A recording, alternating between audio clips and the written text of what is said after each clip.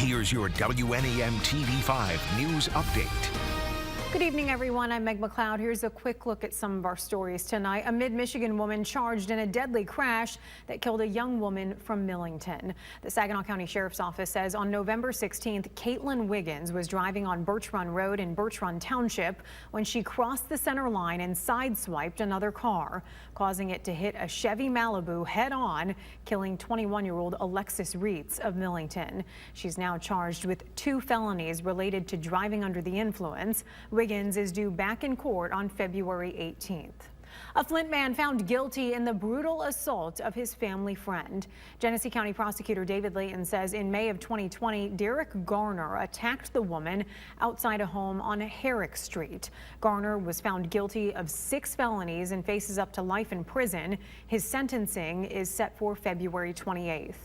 A months-long investigation leading to the recovery of nearly a dozen stolen cars and the arrests of 5 people. Police say over the span of 3 days, the group stole 11 vehicles from Joel's Cars in Flushing. The investigation started in August after an officer couldn't find proper ownership of a car during a traffic stop near the dealership.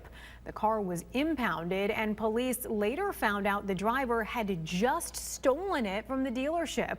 Around that same time, police found another car that was also stolen from Joel's Cars.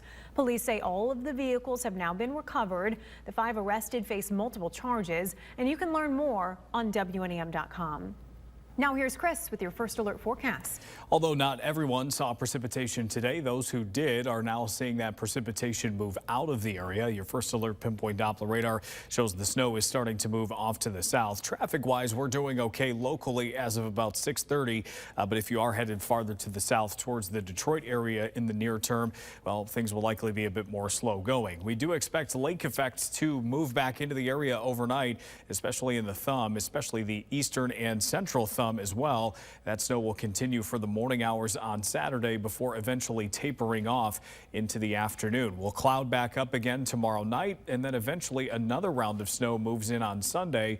That round of snow likely bringing us our next round of accumulation. Looks like a light accumulation with about 1 to 2 inches expected for most of our area, and then it looks like we'll dry out into early next week. So the snowfall tonight, our temperatures are expected to drop off, so watch out for slick roads, even though this doesn't seem like a lot. I think totals near the shoreline could be about 1 to 3 inches, while those a little bit farther to the west will be much lighter if you see any snowfall at all. As far as Sunday goes, I think the chance is better for over 1 inch of snow, perhaps up to 2.5 or so in some of our heaviest areas. And then farther to the south and east, the totals do get lighter, closer to 1 inch in some of those areas. Your 7-day forecast shows we are watching Wednesday of next week for the chance of not only rain and snow, but a little bit of ice as well. Stay tuned to that forecast as we try to refine it over the next couple of days.